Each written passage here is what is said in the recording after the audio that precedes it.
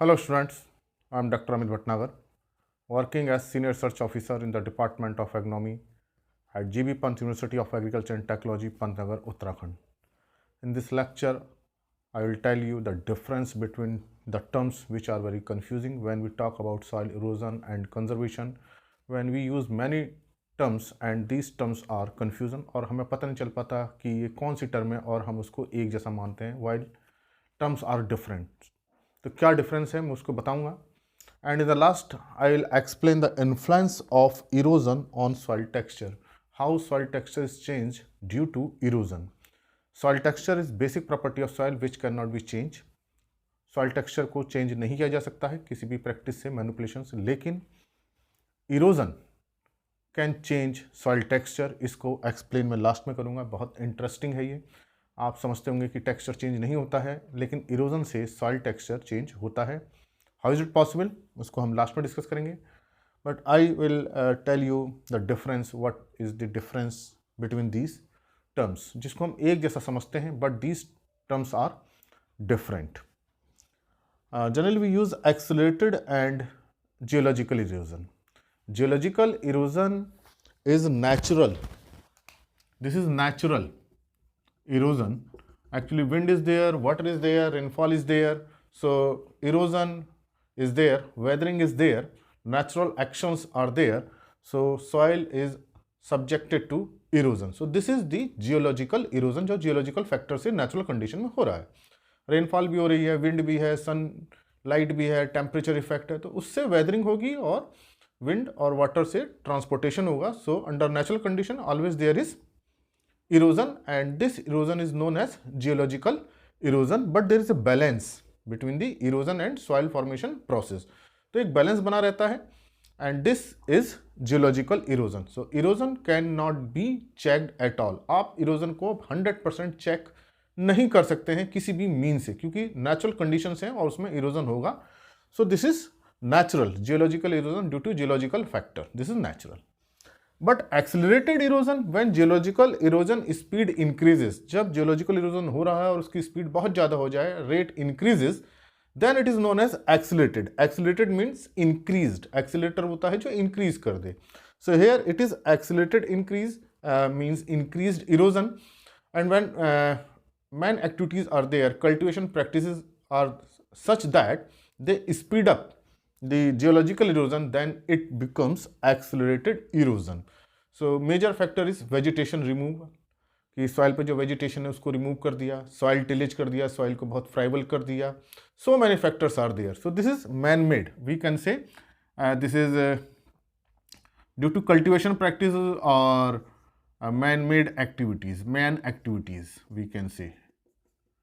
So this is the accelerated erosion जिसकी speed बहुत ज़्यादा हो जाए. Definitely accelerated erosion causes several adverse effect on soil productivity and ecosystem, while in case of geological erosion balance is maintained.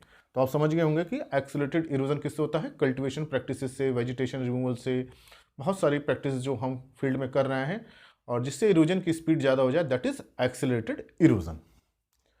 Another term is thermal erosion and chemical erosion. Thermal means temperature. If temperature is causing erosion, then it is thermal erosion. So what is the case or what is the example where temperature cause erosion? अभी हमने पढ़ा है, सीखा है. There are only two agents, wind and water. Water erosion and wind erosion. These are two erosion agent. लेकिन temperature भी क्या erosion कर सकता है? Temperature से जो erosion होता है, that is known as thermal erosion. Definitely temperature cause erosion in those area where there is a permanent frost or permafrost, where जहाँ continuous पूरे around the year snow रहता है, covered है under snow, permafrost region, and then temperature increases, then ice melting is there and then running water cause erosion. तो temperature का influence उसी area में आएगा जहाँ बहुत ज़्यादा स्नो है, टेम्परेचर बढ़ जाएगा वहाँ पे, तो स्नो मेल्ट करेगी, उस मेल्टिंग से वाटर बनेगा और रनिंग वाटर से इरोजन होगा. So this thermal erosion occurs in permafrost regions. तो ये आपको समझ में आ गया होगा कि कैसे टेम्परेचर इरोजन करता है. Then chemical erosion. Chemical erosion is the result. यहाँ देखिए थर्मल इरोजन जो कर रहा है वो स्नो मेल्टिंग के कर रहा है through running water. And here chemical erosion is the removal of solute from the soil into the stream, that is chemical erosion. So here solutes are removed. Solutes में न्यूट्रिएंट भी हो सकते हैं, salts भी हो सकते हैं, बहुत सारी चीज़ें होती हैं. When these solutes are removed from the soil and come into the stream, then it is known as chemical erosion. तो chemical erosion से क्या होगा, जो केमिकल्स हैं, जो सॉल्यूट्स हैं, जो न्यूट्रिएंट्स हैं, जो साल्ट्स हैं, वो सब रिमूव हो जाएंगे. और यही न्यूट्रिएंट साल्ट्स किसको चाहिए होते हैं, प्लांट को चाहिए होते हैं. When solutes are removed from the soil, then it is known as chemical erosion. और ये erosion ultimately कहाँ जाके डिपोजिट होता है, स्ट्रीम्स में होता है. तो this is very important, chemical erosion. Then another term is sediment and sand. These are very confusing terms, sediment and sand. तो हम ये समझते हैं कि sediment is related with the sand, ऐसा नहीं है. Sediment are fragmented part or any part of the soil which is removed from the soil. कोई भी पार्ट हो सकता है, soil part, organic matter particles, fragmented particles, छोटे छोटे टुकड़े जो भी हैं, वो जो डिपॉजिट होते हैं, that is known as sediment. तो sediment include all the soil particles, all the organic matter and other material which is transported from the soil and deposited into a area. तो सेडिमेंट में सारे ही particles आते हैं. जो भी soil से जो चीज़ रिमूव हो रही है उसको हम सेडिमेंट कहेंगे, weather it is a sand, silt, clay, organic matter और एनी अदर मटेरियल. तो सेडिमेंट में छोटे छोटे टुकड़े भी हो सकते हैं पत्थर के, पेबल्स हो सकते हैं, फाइन पार्टिकल्स हो सकते हैं. It include many types of material. So sediment is a broad term. While sand is a clay particle, it is a clay mineral, it is a not particle, it is a clay mineral, it is a mineral. And clay minerals are divided into three categories: sand, silt and clay, on the basis of their size. If its size is 0.0 to 0.2 mm, then it is fine sand, and if it is more than 0.2 mm, then it is coarse sand. So sand is a clay mineral which is important in deciding soil texture. So soil texture decided by three type of minerals: clay minerals, sand, silt and clay. So sand is defined on the basis of their size. Similar is the silting and silt. So silt is also clay mineral. It is a clay mineral as sand, and size is 0.0022 to 0.02 mm. If size is this one, then particle is known as silt. If it is less than, then it is known as clay particle. So they minerals जैसे हम कह सकते हैं, clay minerals हम कह सकते हैं, soil particles कह सकते हैं. तो generally there are three particles: sand, silt and clay. This is the sand particle size, this is silt, and less than 0.002 mm is clay particle. So these are minerals. Sand, silt and clay are minerals. And silting is deposition of sediments in river, streams. जो river में, stream में जो sediment deposit हो रहे हैं, this deposition is known as silting. तो silt का बनना सिल्टिंग नहीं है. जब किसी में हम आईएनजी लगाए तो बर्फ बन जाता है, तो ऐसा नहीं है कि सिल्ट बन रही है तो सिल्टिंग कहेंगे, नहीं. जहां sediments are depositing in river, किसी स्ट्रीम में, पॉन्ड में, रिवर में जो सेडिमेंट डिपोजिशन हो जाता है, that process is known as silting.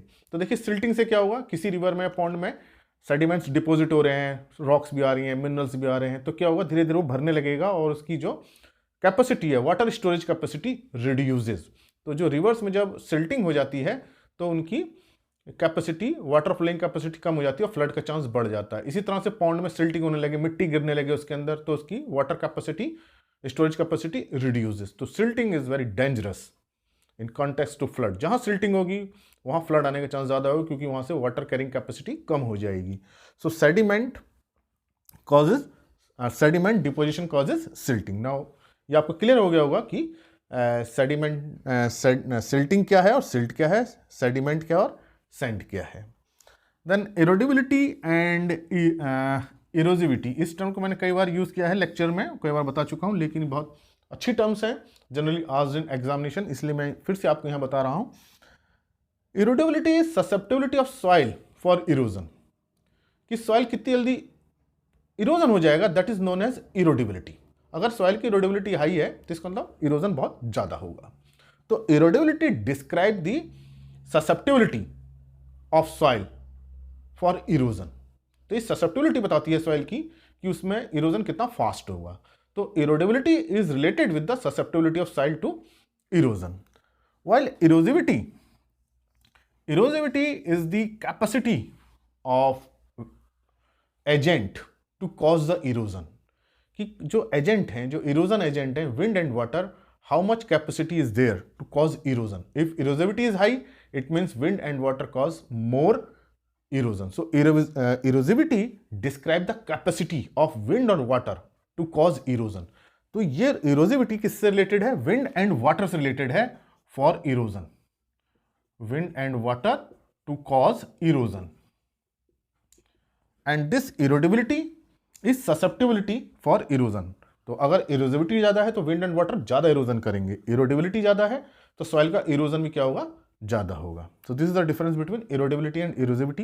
ये हमको कंफ्यूजन हो जाता है, लेकिन इसको हमें ध्यान रखना है। Another confusing term is cover crop and vegetation cover. देखिए, अंडर नेचुरल कंडीशन, कोई फील्ड है, under natural condition trees are there, grasses are there, shrubs are there, many type of plant species are there, and this is known as vegetation cover. किसी भी field में natural condition में जो भी species हो रही हैं, प्लांट स्पीसीज हो रही हैं, whether it is grass, shrubs, tree, crops, whatever, that total is called as vegetation cover. लेकिन जो कवर क्रॉप है, this is specific with the crop and they are purposefully grown. Purposefully grown, यहां देखिए इनको हम grow कर रहे हैं, जबकि वो नेचुरल कंडीशन में हर तरह की क्रॉप, हर तरह की प्लांट स्पीसीज है, जो भी है, चाहे घास है, पेड़ है, झाड़ी है, कुछ भी है, वो सब वेजिटेशन कवर है। And these are the crop which are purposefully grown to reduce the erosion. हम ऐसी क्रॉप्स को ग्रो करते हैं जो इरोजन को रिड्यूस करे, तो हम उस क्रॉप को बोलेंगे cover crop. So cover crops are those crop which are grown to reduce the erosion. अभी कौन सी क्रॉप होती है cover crop?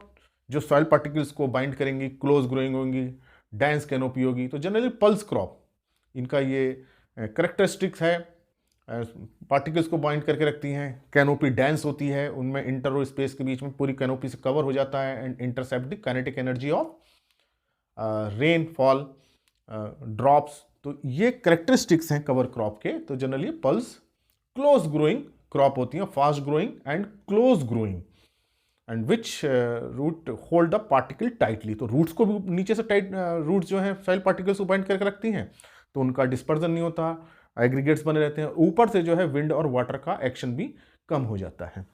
So cover crops are purposefully grown to reduce erosion, while vegetation cover is natural vegetation, it include all type of plant species. लेकिन cover crop में कहूंगी special type of crop है जो close growing है, fast growing है, generally pulse crop है। Another is precipitation and rainfall. तो generally हम इन दोनों टर्म्स को एक साथ यूज करते हैं, प्रेसिपिटेशन और रेनफॉल। कभी हम प्रेसिपिटेशन बोल देते थे, कभी rainfall, but precipitation is broad term. Precipitation, देखिए प्रेसिपिटेशन मतलब गिरना, किसी चीज का नीचे आना, वो कहलाता है प्रेसिपिटेशन।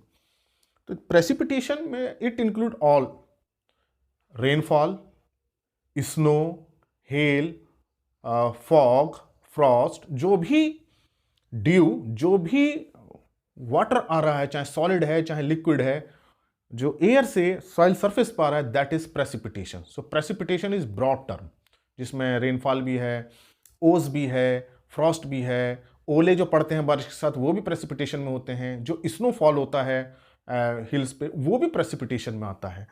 तो इसका मतलब प्रेसिपिटेशन इज ब्रॉड टर्म, और रेनफॉल में केवल जो है लिक्विड प्रेसिपिटेशन होता है in terms of drop. Rainfall बारिश, आप समझते ही हैं रेनफॉल क्या है, लेकिन प्रेसिपिटेशन में सब कुछ है, बारिश भी है, जो ओले गिर रहे हैं वो भी है, ओस गिर रही है वो भी है, जो बर्फ गिरी वो भी है। सो प्रेसिपिटेशन इज ब्रॉड टर्म। तो किसी रीजन का हम प्रेसिपिटेशन बोलते हैं तो इसका मतलब वहाँ स्नो भी हम इंक्लूड कर रहे हैं। अगर हम किसी रीजन के लिए रेनफॉल बोल रहे हैं, it means we are including only rainfall, not snowfall, dew etcetera.